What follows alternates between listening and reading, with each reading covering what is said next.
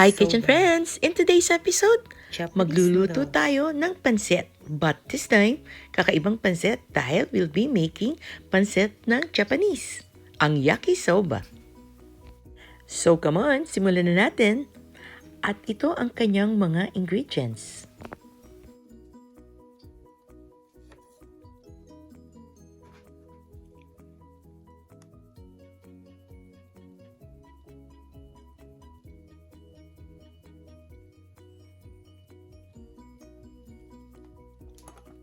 First, strip natin yung ating pork.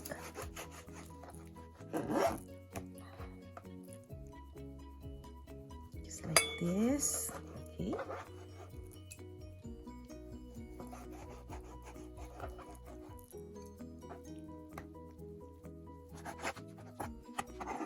Okay, we'll heat up some oil sa ating pan. Stir fry naman natin ang ating meat.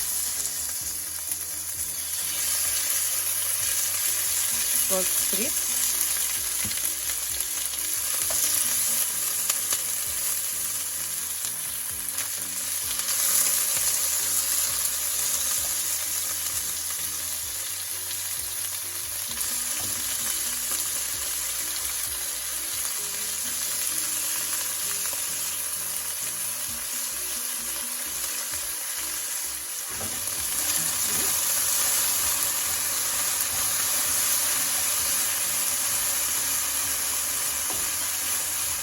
Ayan. Nag-brown na siya. Mix lang natin ang sarap na flavor. At dito sa bowl na may hot water, ilubog lang natin yung ating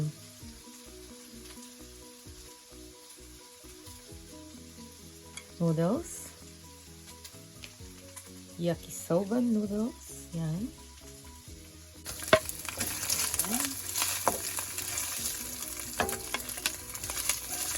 Hanguin na natin siya.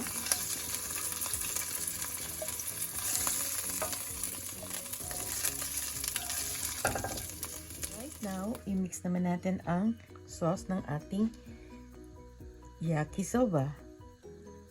Yung ating Japanese wine, rice wine.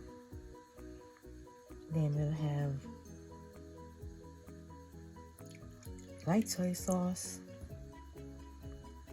Worcestershire sauce,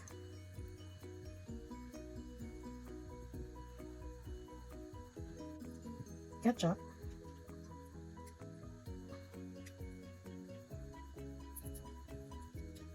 and oyster sauce.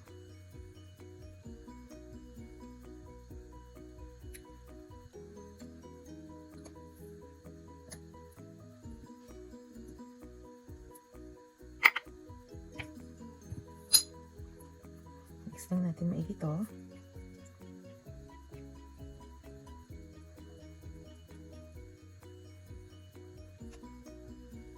Sa ating same pan, we'll add oil, onion,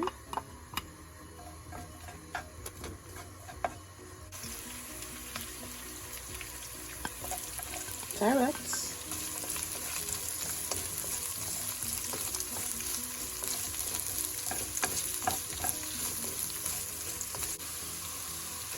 cabbage,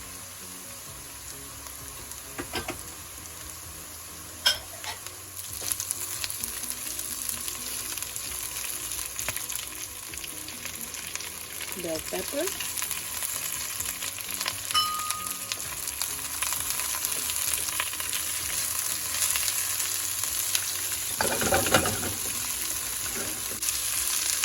onion, pork,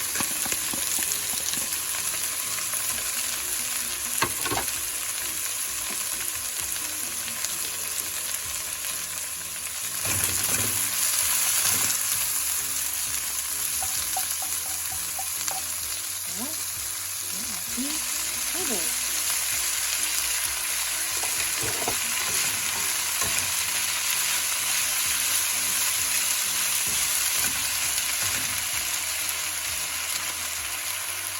And of course, our green sauce. Okay.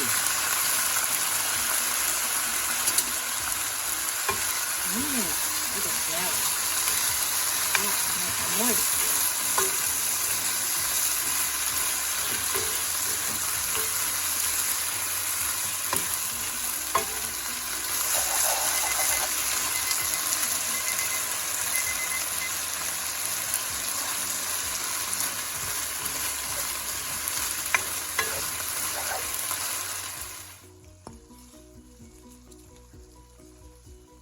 Green onions or spring onions, a drizzle ng sesame oil. Okay, and of course sesame seeds for the final touch.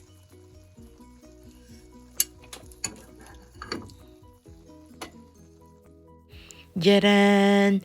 Oh la la! Here's our homemade yakisoba. For sure, you will love this. At the comfort of your home, if mahirap mahanap dyan ang yakisoba noodles, pwede mong substitute ito ng ramen noodles or spaghetti noodles. And instead of pork, you could also use chicken, shrimp, or beef kaya. Maging sa mga veggies niya, instead of cabbage, pwede mo rin gamitin is yung bok choy and shiitake mushroom. I do hope you enjoyed our episode for today. If you do so, please subscribe ka naman like and share, and hit that bell button down below para ma-notify ka each time na may bago kaming video. And shoutout muna tayo dyan sa mga kitchen friends natin dyan sa Kanyugan. Si Teacher Eileen, si Carol and Jane, and of course, Janet from Urambo. Thanks for watching, guys. See you next time. Do take care. Stay well. God bless. Bye!